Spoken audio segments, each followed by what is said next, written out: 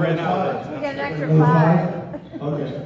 Actually, I learned one thing in all the years that I've been working with the town. I'll say not against the town or for the town or whatever, because most of it's volunteer, so you don't. I did earn $2,000 a year as third selectman. But, yeah, thank you. Yeah. I needed it, when I was starting out my business, but anyway. I'm not gonna speak for very long. I only have 10 pages here. But I wanted to mention a couple of things. And the first is, I've had a lot of mentors throughout my life, and so I wanted to mention one who many of you know, many of you don't know, is Bill Meyer. Bill Meyer. If you weren't so smoky out, I'd try to imitate him, but I won't do that to spare your ears.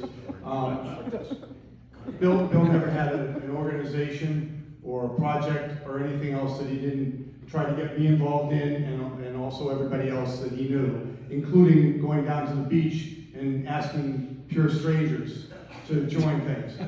So if you happen to be at the beach, you were attacked by Bill, and I think a number of us know all about that.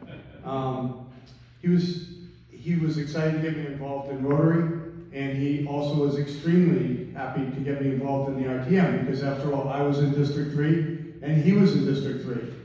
And so, that was the natural for Bill.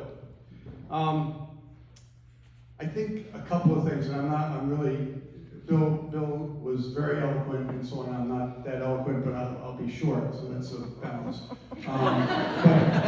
First of all, I want to say I'm humbled by the 4 student entrepreneurs and what they've done. I didn't do that when I was in high school, and I probably should have, but I didn't. And what Bill has done to the library is phenomenal. And but I think I look at myself as the model I look at is what was done in the early days of this country as a citizen soldier. And that is that people had their avocations and so on, and when called upon by the government or whoever, they would drop their implements and they would do and join in a common goal to get something accomplished. And that's kind of like how I've viewed my volunteer work in the town. Because honestly, the only way that we're going to succeed, and you've seen it with the schools, is to the citizens who care need to drop their implements, i.e. what they're doing at work, and get out there and make the town a better place. And there's so many examples in this room, I won't even go there, but that's it. So I've tried to do that for the last 23 years, and I'm doing it still a little bit with the Levitt Pavilion Committee because of my wife's condition, but I think I've tried to do that in whatever way. The other thing is we're all neighbors. And, there have been a lot of hand grenades or brickbats, and the people I've worked with know what I'm talking about, that have been thrown my way. But I think, like Gandhi or whomever, you turn the other cheek. I'm mixing metaphors, so I'm very sorry. I'm very sorry, but you take it, but you don't react to it. And I think that's very important and very hard to do as a public citizen volunteer in the government. Because one thing's for sure about Westport, everybody has an opinion and everybody believes they're right, and that's it. So I started Castle Keep 23 years ago. I had no clients and so on. I'd worked for various private banks for the 10 years before. And fortunately for me, one of them made a mistake and they downsized the New York office, and they gave me a very nice stipend to try to figure out the next part of my life. And I decided I didn't want to work for a big corporation anymore, because I didn't even know who made that decision, and I was an SVP at the company. So who the hell made that decision? So I decided I didn't want to work for anybody anymore. I'd work for an American bank, a British bank, a UBS, a Swiss bank, and then a Dutch bank. And I figured, well, I could do Chinese, I could do German, or I could just work for myself. And I'm a client guy, and I felt that there was a niche for someone who focused entirely on clients and not on products and other things. So that's what I did. I don't remember, Chuck, exactly when you started, but it's been a very long time. I think right after college, right? Yeah, which was back in 1842. You look good. Chuck and Steve both were interns in the company. Steve went and worked for another company for 5 years. I said, I want to see you for 5 years. He didn't quite make 5 years, but I'm blessed to be able to work with two of my sons, and my daughter, and we recently made Lauren Quesada a partner, and we brought in Mike Benevento just recently into the company. So I'm very excited, and the important part, one of the important parts of Castle Keep is giving back to the community, and I did it more before, but last spot, my wife Patty has ALS and has had it since October 2017. So my efforts from a sort of contribution to charities is pretty much focused on that. And Matthew made those comments.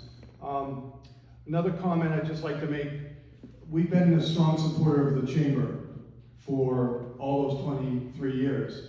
And the Chamber's gone through many changes in management. It was successful, wasn't successful, and so on.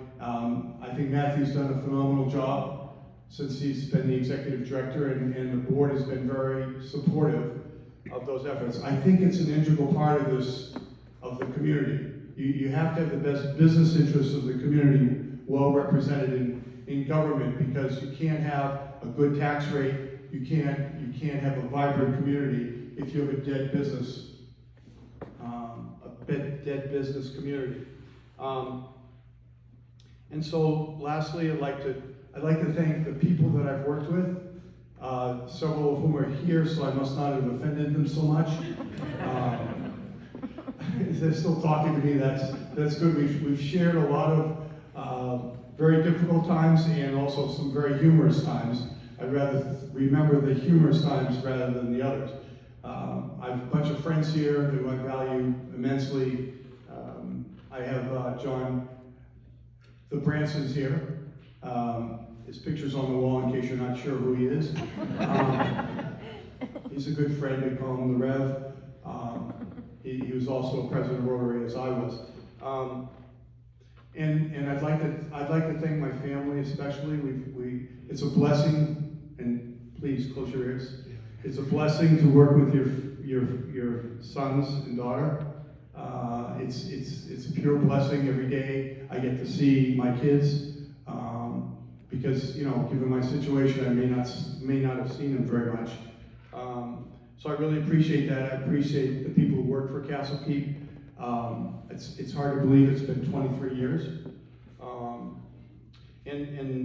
I'd like to just finish by mentioning my wife Patty, who is unfortunately in the ICU tonight, and she's been many times over the last 2.5 years.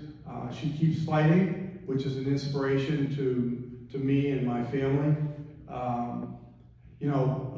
I can't take any credit for it, but my sons, especially Chuck, worked very hard for 2 years with Major League Baseball to get a Lou Gehrig Awareness Day, which was just this past Friday. Right. June 2nd. June 2nd every year. June 2nd every year. Patty was the one, and she curses the day, but Patty was the one who said, when you start your business, you're going to have extra time.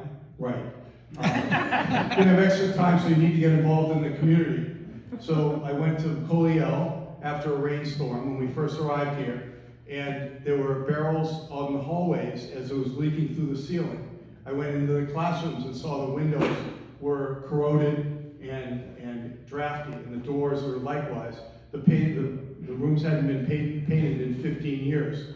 And so she said, well, you see, now you have to run for the RTM and we have to get a new Staples. So that was my initial, my marching orders, if you will. She was on the Staples building committee, I don't know, I think 20 or 25 or 30 years ago.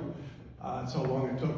But she was my inspiration to work for the town. She worked in the human services area of town hall, helping the, if you will, the bottom 10% of the town that nobody knows about, people who need help. And she supported what I did, but grimaced every time there was an election. You know, my God, what are you doing? And so she was very, very supportive of whatever I did, although she thought I was pretty much insane to agree to be chair of the Parks and Rec Commission.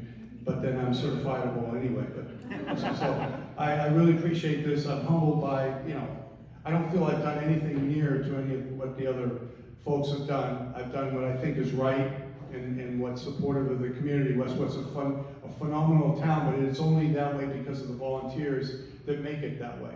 And of course we have great employees in the town and the schools, and we have great things like the library and so on, but it wouldn't work unless we all pulled our oar. So I think I've used up my 20 minutes, and thank you very much. I really appreciate it. So now